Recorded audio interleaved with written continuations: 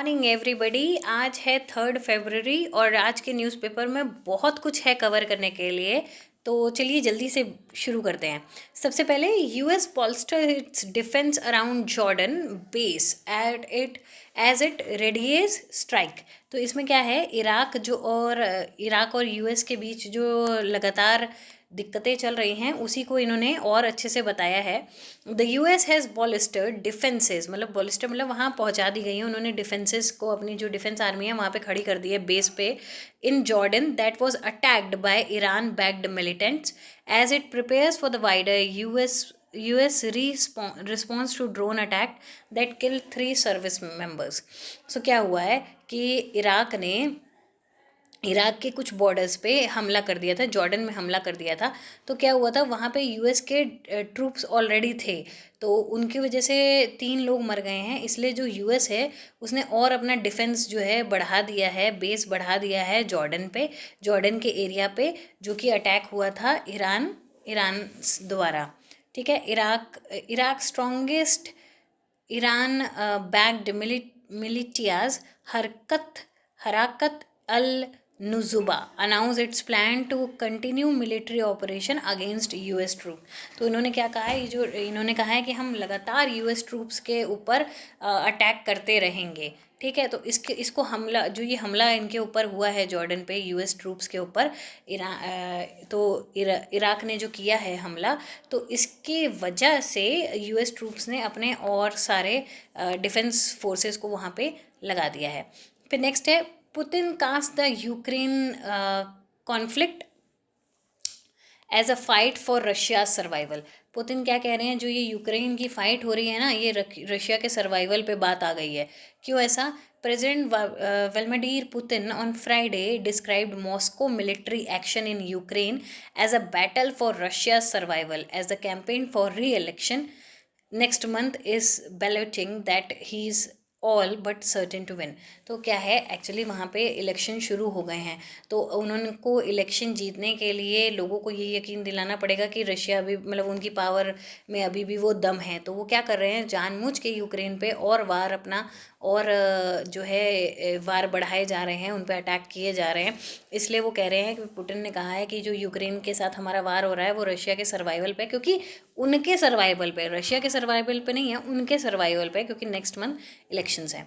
So Europe within reach of landmark AI rules after nod from EU countries.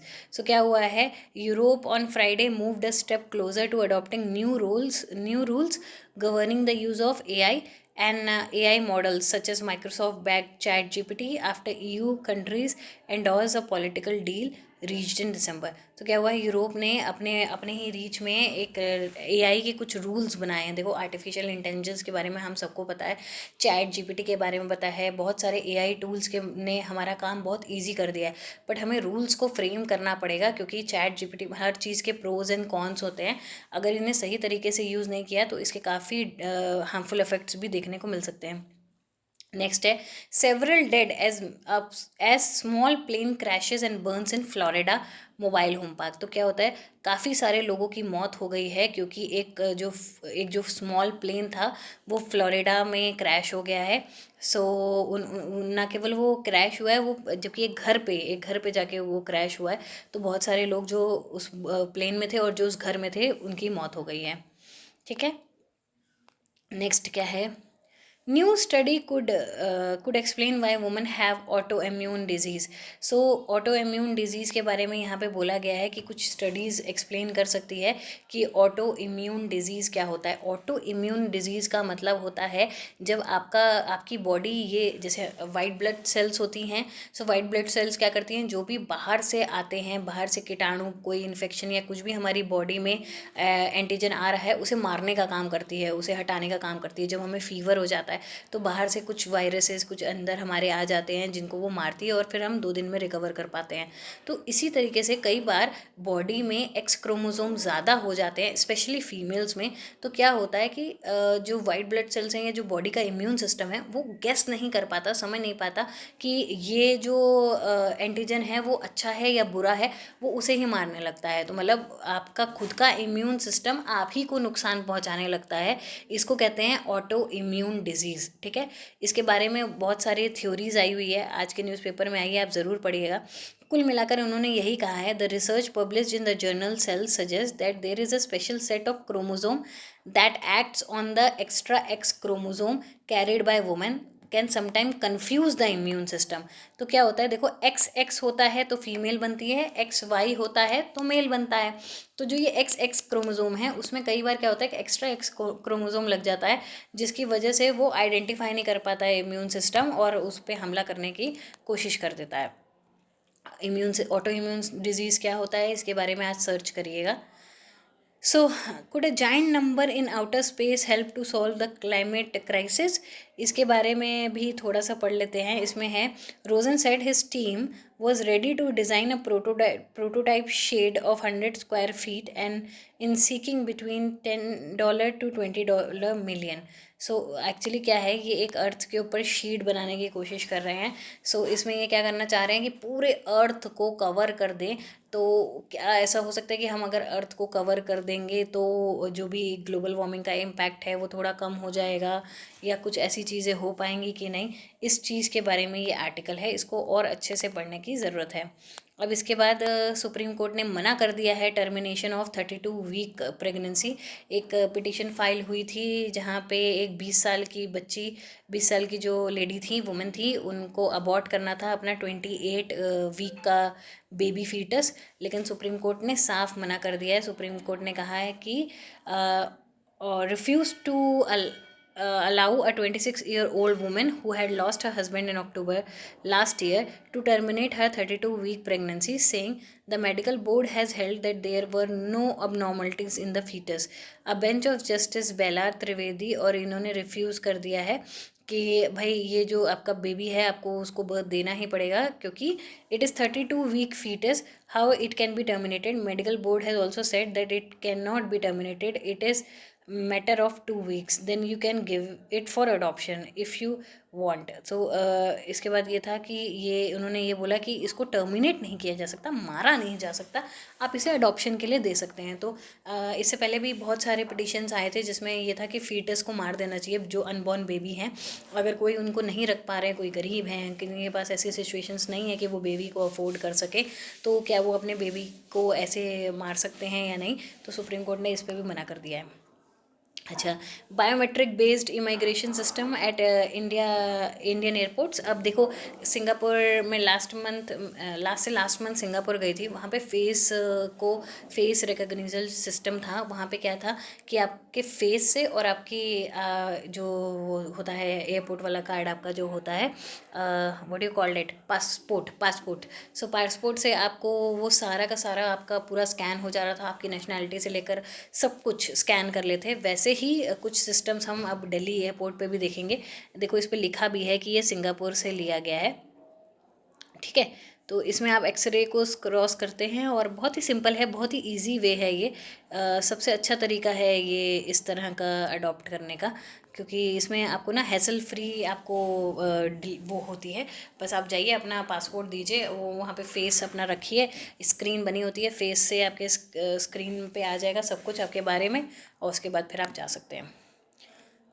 So Indian Maldives holds key meet on troop issue. At present, 80 Indian military personnel are in Maldives primarily to operate 2 helicopters and aircraft। अब India और मालदीव के बीच में hot issues चल रहे हैं लगातार। मैं आपको 3-4 दिन से बता रही हूँ कि पहले क्या हुआ था, अब क्या हो रहा है। अभी भी इंडिया और मालदीव्स के सिचुएशंस को बहुत अच्छा इम्पैक्ट नहीं पड़ा है, लेकिन बात ये हुई थी कि मालदीव्स चाहता था कि इंडिया अपना डिफेंस ट्रूप जो उन्होंने मालदीव्स में रखा था वो हटा ले। तो अभी क्या बात हो रही है, एट प्रेजेंट में यही हुआ है, 80 Indian military personnel are in the Maldives primary to operate 2 helicopters and aircraft. अभी भी 80 जो मिलिट्री ऑफिसर्स हैं वो वहाँ पे हैं, मालदीव्स के अंदर हैं। फिर आगे देखते हैं कि इनको हम हटाएंगे या क्या करेंगे। अब देखते हैं, 28,000 की कुछ वैकेंसीज़ आई हैं पीजीटी टीजीटी की हरियाणा में, एजुकेशन डिपार्टमेंट ने बोला है। सो एक ये है, पंजाब आईपीएस ऑफिसर थे जिनको 5 साल का सस्पेंशन मिला था, ये कोर्ट केस जीत गए हैं। इनका नाम है आईजीपी परमराज सिंह। सो परमराज सिंह का सस्पेंशन रोक दिया है और सुप्रीम कोर्ट ने हाई कोर्ट ने इनको परमिशन दे दी है अपने ऑफिस को कंटिन्यू करने की। और high court, army public school substantially part of army. तो हाई कोर्ट ने एक नया अपना ऑर्डर जारी किया जिसमें बोला है कि जो आर्मी पब्लिक स्कूल्स होते हैं वो आर्मी का पार्ट होते हैं और उनको उसी हिसाब से चलना चाहिए। The army public schools are authority within the meaning of article 12 of the Indian constitution. The development is significant as order would have huge ramification on the staff working with army schools. They can allow the challenges they can now challenge their dismissal or terminal of the services or related issues before the high court. So even high court में आप terminal और जो भी related issues हैं इस पे बात कर सकते हैं. So basically army schools को बहुत ही बड़ा दर्जा दे दिया है हाई कोर्ट ने ये स्टेटमेंट लिख के. If Modi wins again there will be no elections, says Mann. So भगवत मान ने क्या कहा है कि अगर मोदी जी जीत जाएंगे तो अगली बार से कोई इलेक्शन नहीं होंगे.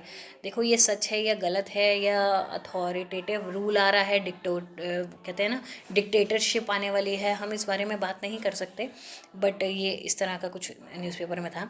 अब पंजाब पावर डिमांड्स जम्प्ड 8.6% इन जनवरी. सो 8.6% का कंजम्पशन बढ़ गया है पावर में तो जनवरी में. So day's maximum power demand touches a new height of 9546. ठीक है, 9546 मेगावाट अगेंस्ट द जनवरीज. मतलब ऑलमोस्ट देखो 8.6% का इंक्रीमेंट हो गया है. जबकि जनवरी में तो इतना हम पावर यूज़ भी नहीं कर रहे हैं, फैंस और ये सारी चीज़ें बंद ही है, एसी बंद है, लेकिन लोग शायद हीटर ज़्यादा यूज़ करेंगे इसलिए पावर कंजप्शन बन गया है. अच्छा, dim for stiffing border line fence to zero line ads disable. अच्छा, यहाँ पे डिमांड हुई है जो हमारी ये ज़ीरो लाइन है ना, ज़ीरो लाइन मतलब इंडिया और पाकिस्तान का बॉर्डर. अब आप यहाँ पे देखें तो इसमें लिखा यही है कि जब पंजाब बचाओ यात्रा जो बादल जी कर रहे हैं उनमें उन्होंने बोला है कि जो इंडिया और पाकिस्तान का अटारी बॉर्डर है उसके आगे जो बॉर्डर है ना, ज़ीरो लाइन जिसको कहते हैं, उसमें इलेक्ट्रिक फेंसेस लगा देनी चाहिए ताकि वहाँ से कुछ भी आ जा ना पाए.